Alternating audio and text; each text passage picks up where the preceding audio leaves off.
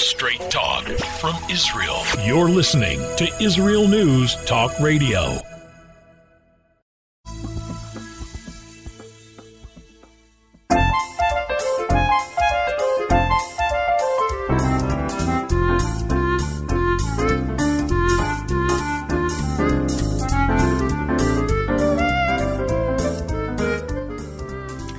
Good morning, good holy morning. My name is Andrea Simintov, and I am speaking to you, with you, biyachad, a hug together from Holy Jerusalem, the capital of the state of Israel. I want to say good morning, good evening. It's Wednesday night in the United States and Canada. Hello. Oh my gosh, are you up early in the UK? Germany, Nigeria. Well, we have today, look at it, we have both Nigeria, we have Kenya, we have, of course, Switzerland, Belgium, Russia, the Russian Federation, and what a treat, we have listeners in this morning from Saudi Arabia. What an honor, what a wonderful way to start the day. Today's show is called Cost versus Value, okay, and discussion of worth. We bring the worth in from the Torah at the end of our show. Those of you who are regular listeners, you know that we do a Devar Torah, and creepy, eerie, no, heavenly, the portion of the week always seems to smack dab get into the crosshairs of what is going on in our world today. I don't know about you guys. I had been in the house for 7 weeks, and this week I ventured outside, first time in 7 weeks, having quarantined myself and my husband over the coronavirus scare. It's not a scare, it's scary, but it's real. So I hope everybody's taking the proper precautions. Indeed, this is not the show to have a whole discussion about whether or not masks work, blocking works, isolation works, social distancing works. Don't fight, just do it. All right? So I don't know if the fear is over. I don't know I'd love you to drop me. The chat room is open. Please drop me a note. Let me know what's going on in your country. If people are being reckless and going out and defying the bans and the fear, or are they taking it serious? I mean, seriously, Israel is on the top of the charts in terms of fewer deaths per capita, but we pray that this doesn't change. What's going on in your corner of the world? This is Andrea Simintov. Guess what? I'll see you on the other side.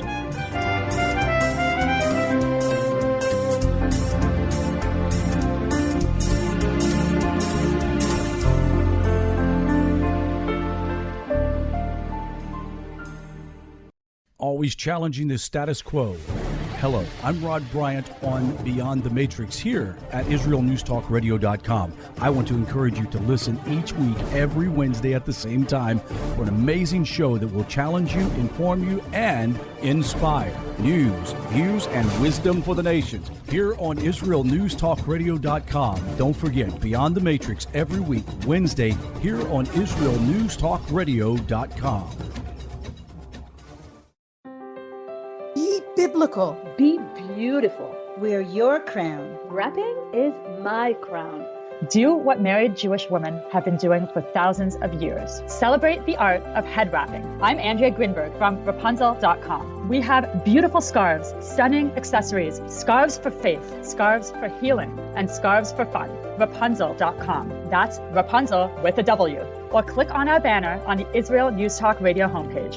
Rapunzel.com. Beautiful scarves, stunning accessories paired with tutorials, support, and a vibrant community to give you everything you need to start and perfect your head covering journey. Don't forget, join the Rapunzel community group on Facebook to see, learn, and share your beautiful wraps. That's Rapunzel with a W on Facebook. I love Rapunzel. I love Rapunzel. I love Rapunzel. Get 10% off your purchase with promo code RADIO. Go now to Rapunzel.com.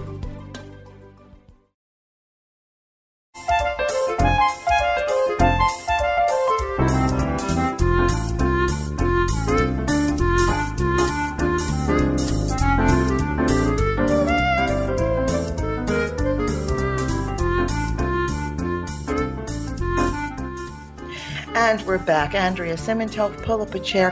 First of all, I want to tell you how grateful I am that you're listening in this morning or listening in on podcast. I think about you during the week, really, really, really do. And I think about what has value to people, what is meaningful, the things that excite me, trigger thought, trigger inner dialogue, becomes, of course, outer dialogue. My husband will tell you that. Whatever clicks inside my head comes out the mouth. All right. Couple of things really jumped out at me this week, and I wanted to share with you. Okay, the show, we're talking about value. We're talking about value of people. I was once a participant in a reality television show, and I remember at the end of the experience, it was a not a great experience for me ultimately at the end. Of course, they keep you so crazy. You don't really know, and you think you're really important in changing the world. And then I remembered my feeling about the other contestants. And I came up, I said, you know what? They know the price of everything, but they know the value of nothing. I mean, people stepping on each other, people being rude, people being unkind. And I'm thinking, what do we leave behind? And certainly in this age of Corona, if we're not taking time to reflect, not taking time to assess, what is our purpose on this earth? Are we social creatures or are we individual, isolated creatures? I think that most of us have come to the conclusion that inclusion is critical. And I've heard from so many people how tired they are, how tired they feel, and they don't understand. They're eating well. Some are eating too much, but people that are eating well, people that really kept up their exercising, people that try to keep up their social connections, and yet they're tired. And if this does not indicate to any of us, all of us, that there is an intense, critical, irrefutable mind-body connection, then I don't know what to say. A few of the notes that I came across this week, it's so crazy how things intersect, and came across a few things that absolutely made the fur on my back stand up. In Germany, we'll talk about a little bit about this. I think in Germany, they're starting a campaign. Tell me, does this creep you out the way it creeps me out? It's called like a Meet a Jew campaign, where people who talk about Jews and they assume that they know about Jews, they get to meet a real Jew. And we're going to talk more about that later in the program if I get to it. I don't know, it just kind of wigged me out a little bit. But it did raise the question is, what kind of a Jew are you meeting? Do the Jews you're meeting, do they know what a Jew is, what a Jew does? And the question I would then ask, and again, I'm putting my co-religionists on the line, and I think all of us of every faith and every culture and every ethnicity need to ask ourselves, are we the best work in progress example of the embodiment of our culture, our ethnicity, our religion? When someone says to you, me, another Jew, what do Jews believe? What do Jews do? Do we answer with humility? Do we answer with knowledge? Do we answer with faith in our one God, we're the original deists? Or do we answer from our hope list, our new volume menu, one from column A, column 2, some Jews do this, some Jews do that? Are we Torah-based? Do we really know? And more important than knowing is a crock. Asking is everything. Searching knowledge, seeking knowledge. So that's the thing that kind of was triggered today. What do Jews do? What do Jews believe? You can't say, I'm a Jew, come ask me. I remember years ago, I've mentioned this before, the late comedian David Brenner was on, I believe it was the Johnny Carson show in America. And I remember I wasn't even Torah observant at the time, but I felt inside my innate honesty barometer said, this guy is a dope. This guy's speaking dopely. He was asked, like, something about kashrut, the laws of keeping kosher. And this guy went on national television. Today it would be international, with social media and the advent of the internet. He went on and he said, well, the laws of kosher came from a primitive time when there wasn't refrigeration and there weren't antibiotics for animals and people, didn't know, and shellfish weren't clean. He went on and on and on from a made-up narrative. He didn't say, I'm really not that good at it. I'm really not observant. I wish I knew more. Let me get back to you. My goodness, people think the three most important words in the world are I love you. Nah, not so much. I think I don't know really denotes bravery. Okay, so this week, as I said, we're going to wrap up later on with this unpopular topic about whose life is more valuable? This week,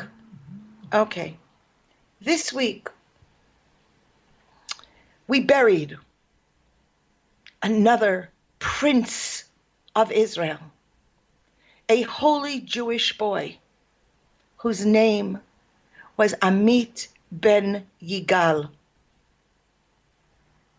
Really, his memory must be for a blessing. He was murdered. He didn't die. He didn't get killed. He didn't keel over. A boulder was thrown and hit him in his head. Rocks kill. Rocks don't injure. Rocks kill. Rocks are weapons. Smashed him in the head. And the point of how he was killed, 1 month before the end of his service. 1 month before he was to return home to a world of travels, a world of Sabbath dinners with his family, a world of beers with his buddies, and romance and travel and education and tax paying and making the world a better place. His life was severed. So often people ask, what is Israel? Who are you? I'll tell you who we are. This boy was filled with life. He was going to make the world a better place. Anybody listening? He was going to make your life better, my life better. And 3 years ago, he handed his father the permission form. He had to get special permission to serve in the IDF because he was an only son. And only sons do not have to serve. They cannot serve without their parents' permission. And so many parents have the pens put in their hands in this, and they hear, please, Daddy, sign.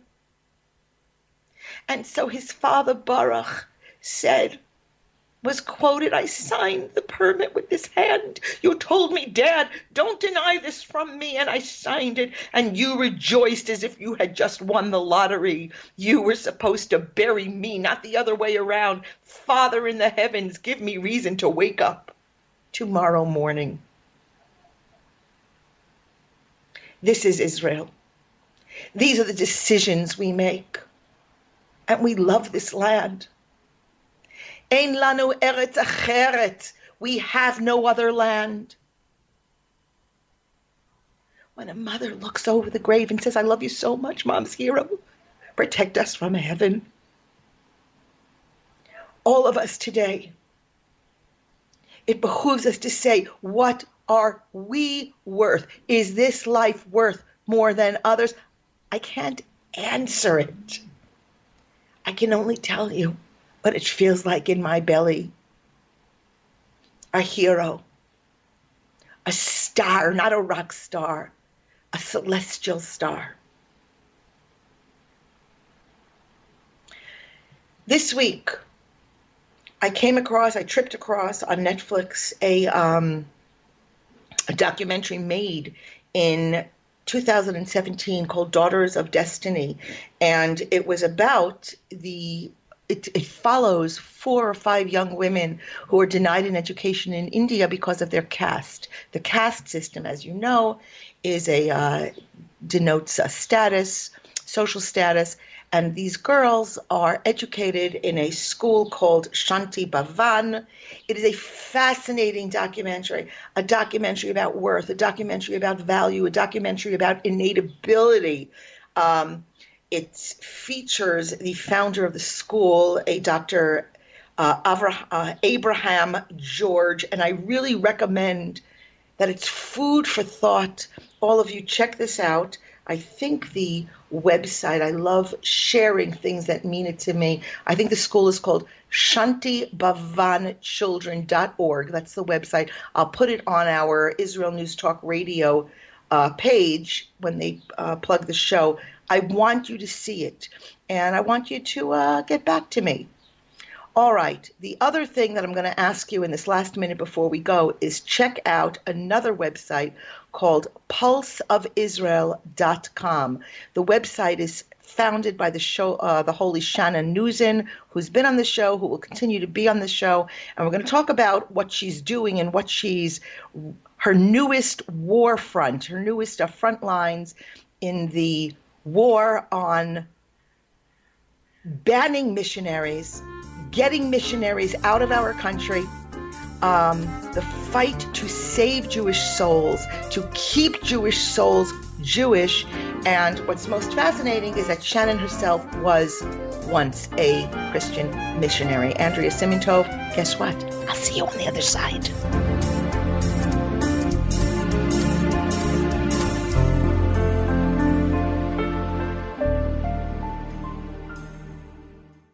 Shalom, everybody. Making a difference often takes just one moment and one person at a time.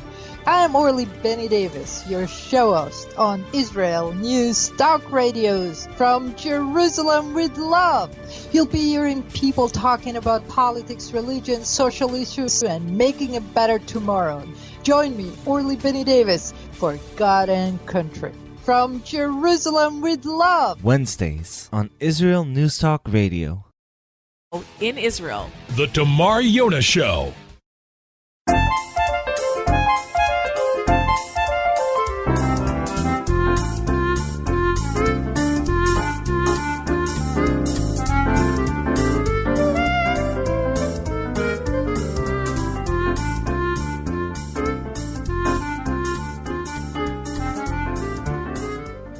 And we're back. Andrea Simintov, IsraelNewsTalkRadio.com. You know, I always get so nervous that I'm thinking, oh my gosh, I'm screaming, I'm yelling. People think she's such a nervous person. And I found out that comparatively on this station, this holy station, this station where you really get the real picture of who we are and what we do, people are like louder and more nervous than me. No wonder you love listening in. All right, let's tell this to my husband. I'm such a calm person. All right. Yeah. Oh, one other thing before we go on to some of the other things that kind of tickled my thought nerves this week. It's probably early in the morning here in Israel. Another unpopular topic. Again, you know, it's not politically correct to say, you know, we say all men are created equal. First of all, we're not supposed to say men, we're supposed to say women. It's not true. It's not true. Cut the crap. Not everyone is created equal. We're born into different circumstances. We're born with certain intellectual abilities and indeed disabilities.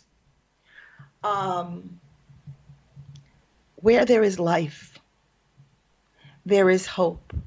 I think I told you another week that I took terrible flack for posting a meme that said, you know, a country that puts its financial health over the health of its people doesn't need a virus, it's already sick. And they went crazy, crazy, crazy. You know what? Sometimes I get chastised, sometimes I listen, sometimes I think, gee, you know what, I think I may have had that wrong. Not true. Where there is life, there is hope. And only where there is life is there hope. Any kind of life, animal health, animal life, water life, human life, spiritual life. And those of you who've opened your eyes this morning and are breathing in and breathing out and listening to the show and are either angry with me today, join the club, or thrilled to pieces to be listening, did you say, Moda ani lefanecha? Thank you. Thank you for giving me my life today. Thank you for giving me an opportunity. Thank you for giving me a fresh canvas to paint, paint, paint, paint, paint. Did you say it? If not, take a moment, connect, and say thank you. Moda ani lefanecha melech chai lekayom. To the God of all things and us. All right. So I've been listening to a lot of, I'm doing what we call in Israel shiputzim. Shiputzim, it's home repairs, it's carpentry. My house, I'm telling you, you walk, you hear the crunch, crunch, crunch of not just little wood shards, but also my husband's nighttime eating crumbs. And so how do I get through it? It's hot. It's miserable. I got a lot to do. I don't sit and watch TV all day. So what do? I listen to crime shows. In my next life, I promise you, I won't have a radio show. You'll be able to call me because I will be an investigator for any kind of police agency. I love investigation. I watch things. I check out. I look for blood spatter when I go to the supermarket. That's sick. Anyway, so... and there are these stories about people, stories about crazy crimes, stories about looking at the husband first, the spouse first. And I think to myself, that was a valuable life that was snuffed.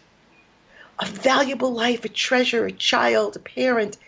And it just brings us back to how important we all are. And you know who knows how important a human life is? You know who knows how important the human soul is?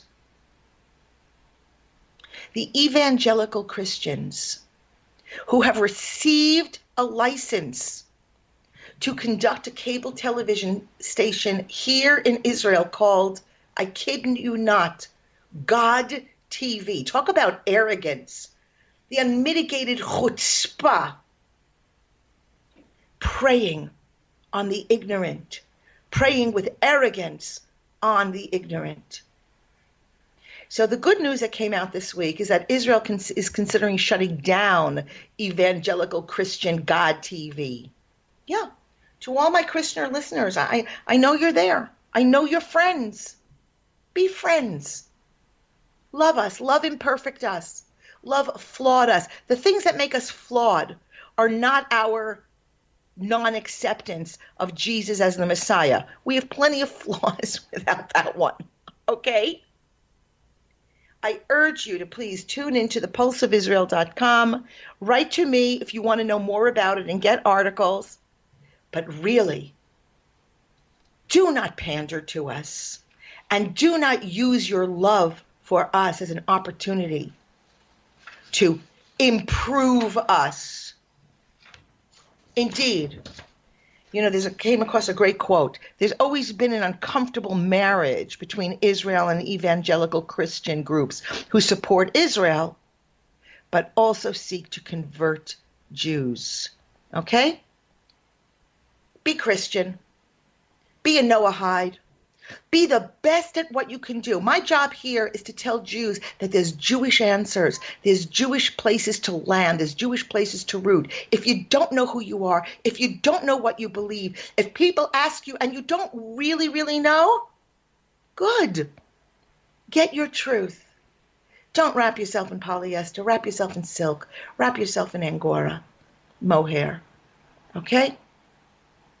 And for our Christian friends, visit our holy places, appreciate how we are maintaining them, how we are keeping your history fine, vibrant, strong. But don't crap in my living room. You're a guest. That's the red line. All right, now, let's just see how I'm holding here. Okay, let's get rid of this note. Stick a dish, snare drums. All right, so as I mentioned before, the Central Council of Jews in Germany launches a Meet a Jew project. Over 2 years ago when I started this show, I talked about I was a young girl. I went to a Jewish camp, but it wasn't a Jewish camp. It's just a camp that a lot of Jews went to. And it was really, I think it was more of a socialist communist camp. And we had a kind of Sabbath meal, but then we sang worker songs. I think we held up pictures of sickles. And anyway, I went to Kansas, and I remember I had just started this show, and people were very, very aggressive, and they didn't get the vibe of this show. The show is about really caring for one another, growing together, and learning from each other. And I told a story that I had been in Kansas on this youth group. We went across the country, and I was sitting in a park. It was probably Shabbos.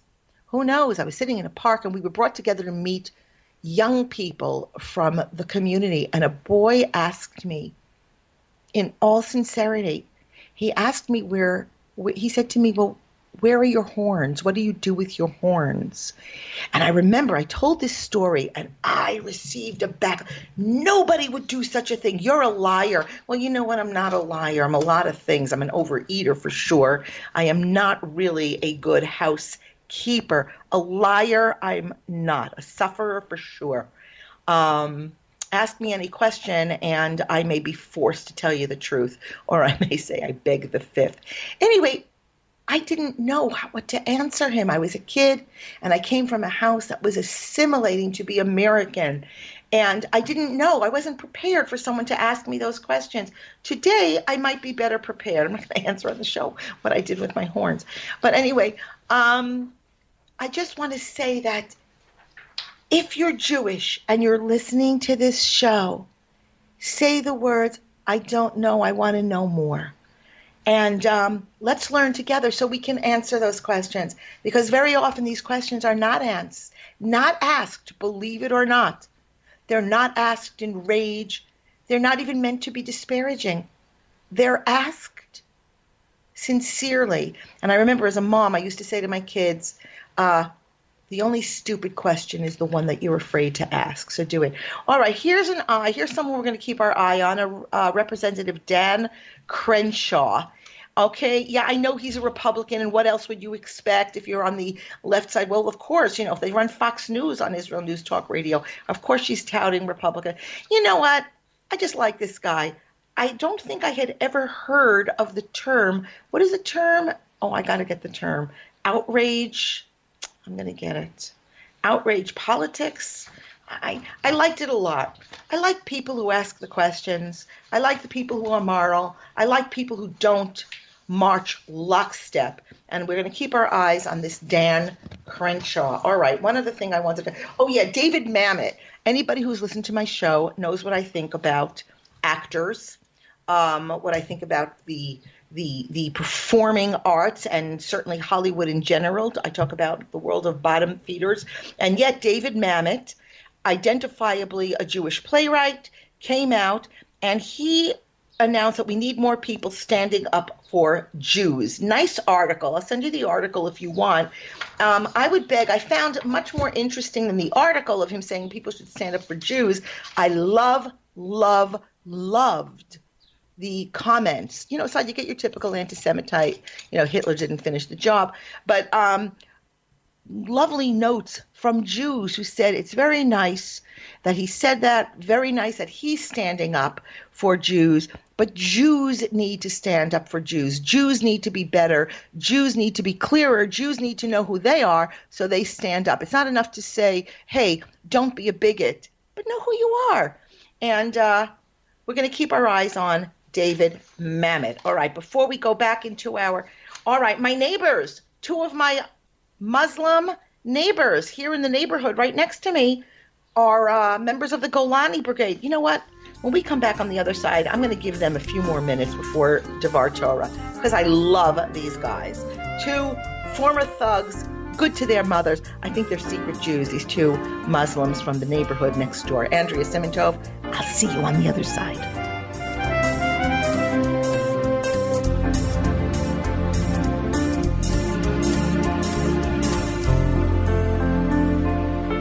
You're listening to Israel News Talk Radio. This is Shai Ben-Tekoa, and each week I'll be webcasting to you from Judea, origin of the word Jew, a people besieged and beleaguered in every generation. Nazi Germany's but a memory, but in its place the world invented the phantom Palestinians as this generation's internationally authorized Jew killers.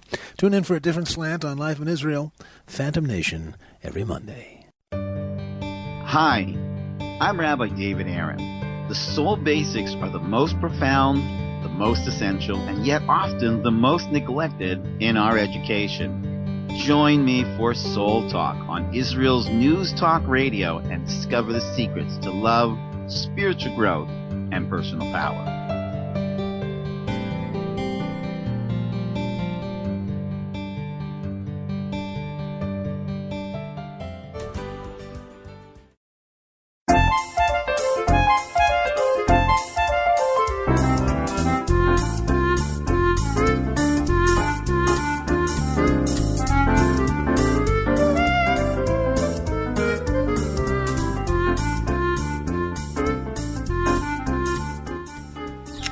And we're back. Andrea Simintov, and pull up a chair. I forgot to mention that Norway was listening in this morning. No one's in the chat room, but interesting. So, one other thing. Drop me notes, Andrea at IsraelNewsTalkRadio.com. Love to get your notes.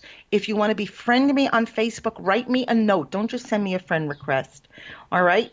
And anything on the show kind of spurs some interest. You want to see the original documentation. Where did I find it? Have a question and you want to be directed, let's learn together. There's a lot of things I don't know.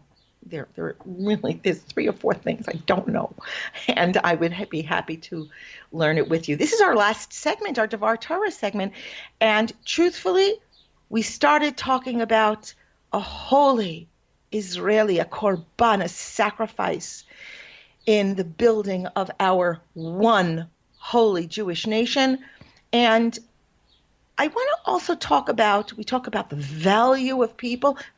This is not nice. This is makes people's skin crawl. How do you talk about that? Everybody's ashamed. No, they're not. So I live in East Jerusalem. I don't know how it happened. I didn't think I lived in East Jerusalem. I thought I lived in South Jerusalem, but I used to say to people, yeah, we have Arab villages near us, until it was pointed out to me that I'm the Jewish presence in the Arab villages. So I'm still working that out. I couldn't find my post office on the internet until I said, until I plugged in a different, okay, it doesn't matter. So here are 2 young men. I'm not sure how old they are now, 21, 22, 19, Faraz and Firaz Muhammad. And if anybody knows the family and anybody knows Mrs. Muhammad, I didn't get to her name on the program, please, I love her, and put me in touch with her, and we want to have her on the program, because feisty, defiant moms who love their children no matter what. And it's sort of funny that I say that. So these 2 boys, Faraz and Firaz Muhammad, they're twins. They're non-identical, although both of them, I got to tell you, are very handsome guys. They could be on one of those calendars, one of those fireman calendars. Anyway, they had such rap sheets. We expected to see them. I drive up and down the street. I see people getting arrested all the time. But no, instead I've seen them in not just army uniforms, the uniforms of the Golani Brigade. And Faraz, one of the twins, is actually in training now to become a squad commander. Now, anybody who does not follow Israel intimately, does not daily read the papers coming out of Israel, does not understand how epic this is. Arabs in the army. We do have Druze Arabs in the army.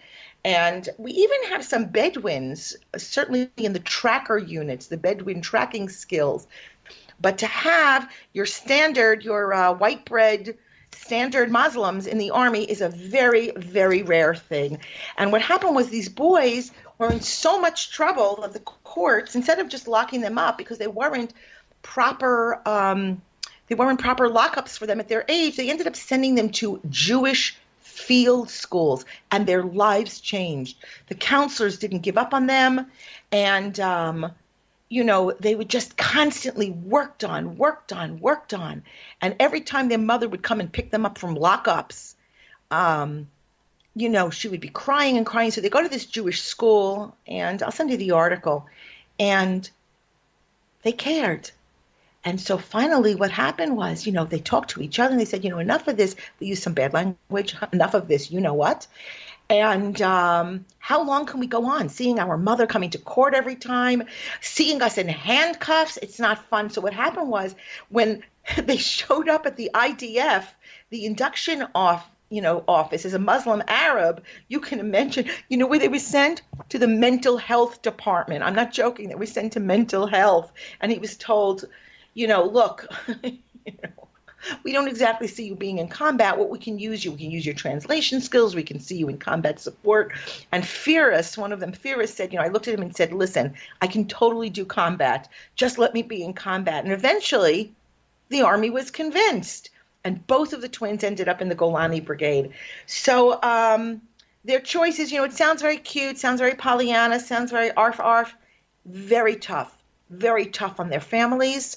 The soldiers themselves had a hard time with it. They weren't so sure. They're an enemy in our midst, but they're very tough.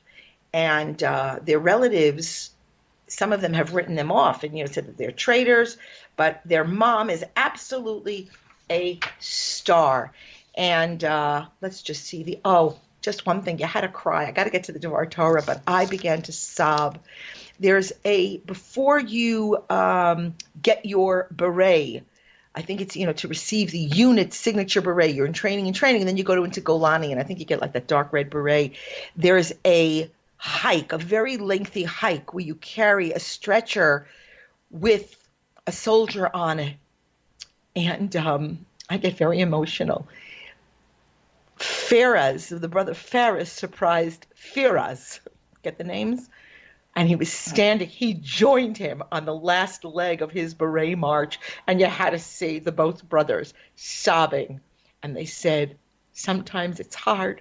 Sometimes you say to yourself, I could have been just like the other thugs, but if my mom hadn't put me in a Jewish preschool, I should have been like them. But I'm happy that my mom did it. Otherwise, I don't know where I'd be today.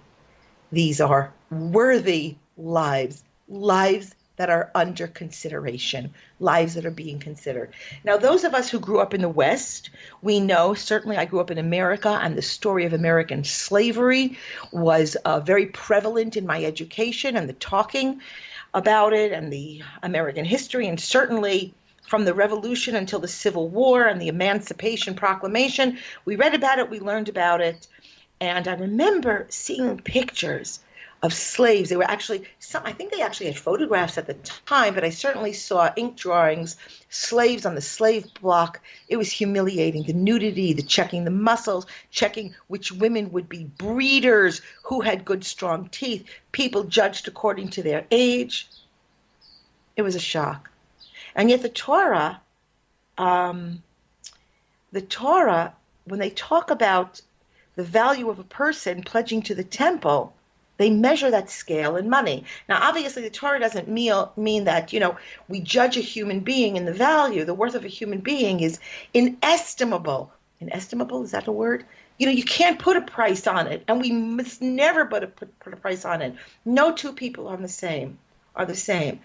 But our values depend on our circumstances. Girls in the untouchable caste in India, to be an untouchable and to be a female, talk about a double whammy, talk about not even considered human in a system that has been actually outlawed and yet still has its claws in the community. So in the ancient world, when slavery was very, very prevalent, and even today, I'm sorry to say, they put people on the slave market and they said, how old are they? What are their talents? Can they cook? Can they plow? They put a monetary value. When an employer hires an employee and he sets a salary for that employee's services, he's estimating what the employee is going to bring to the business. It's part of our psyche. It's part of our grading DNA. It's the way we look at people. How much is he worth? And are we aware of that fact that because of this scale of values, some people are indeed worth more than others, at least in monetary terms? I came across Rabbi Beryl Wine, in one of his Devar Torahs. He talks about a poor Hungarian refugee coming to America in 1938 and 39, who was an expert in nuclear energy and who helped produce the atom bomb. His value was, because of their considered necessity, worth more than the refugee who was going to open up a tailor's shop. These are important ideas for us to consider when we value one another. The fact that we can't socialize these days, the fact that we can't get into each other's space only serves to emphasize how valuable people are and what we need to do with one another. Now, I came across this. I must share this with you before we go. Shemitah, the laws of Shemitah. This Devar Torah, this week, the Torah portion talks about the mitzvah of Shemitah, letting the fields lie fallow for every 7 years, a sabbatical year. So it's crazy. What is it doing in this Devar Torah? What is it doing in this portion?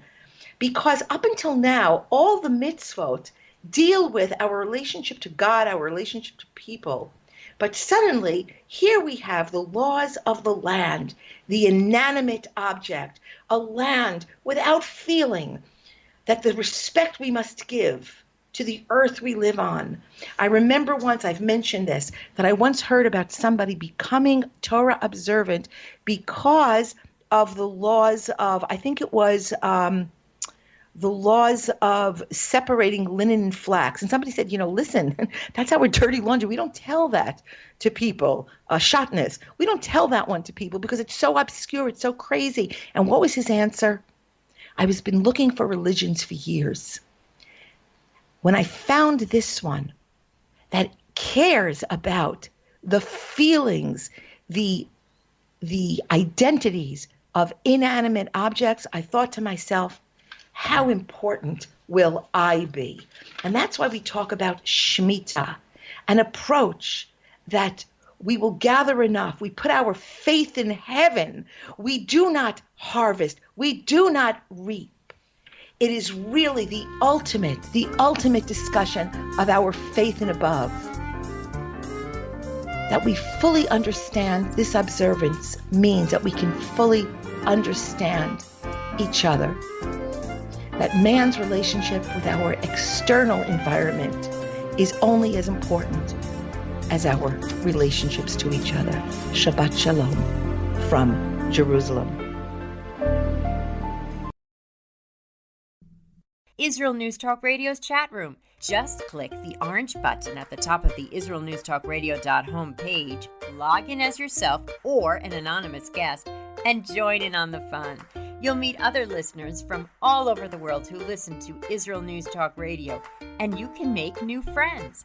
Israel News Talk Radio's chat room. It's the closest you can get to being in the studio with us. We love listening to Israel News Talk Radio. Where can you get the inside news on Israel? At Israel News Talk Radio, we're dedicated to sharing Israel's inside story with the world by providing our listeners with news on Israeli politics, current affairs, and Israeli Jewish culture. The Israel News Talk Radio homepage also provides you, the listener, with useful information at your fingertips, with scrolling news headlines, weather, currency exchange, Shabbat candlelighting times, and so much more. Our radio programming is always accessible and on demand. We operate absolutely free of charge for everyone, everywhere. If you love what we do, partner with us now by becoming an Israel News Talk Radio supporter. With your support, you'll be inscribed on our Israel News Talk Radio Wall of Fame. There's nothing like us in the world. Be part of something great. Israel News Talk Radio. Straight talk from Israel. If you love Israel News Talk Radio, then you'll love our Facebook page. We keep you up to date on what's happening in Israel, plus little surprise treasures that we don't share on the radio. Go now to follow us on Facebook. Just look for the Israel News Talk Radio Facebook page, and don't forget to subscribe and follow us by clicking on the like button. We post great stuff there that you'll want to share. Israel News Talk Radio on Facebook and Israel News Radio on Twitter. News, opinion, and more. You're listening to Israel News Talk Radio.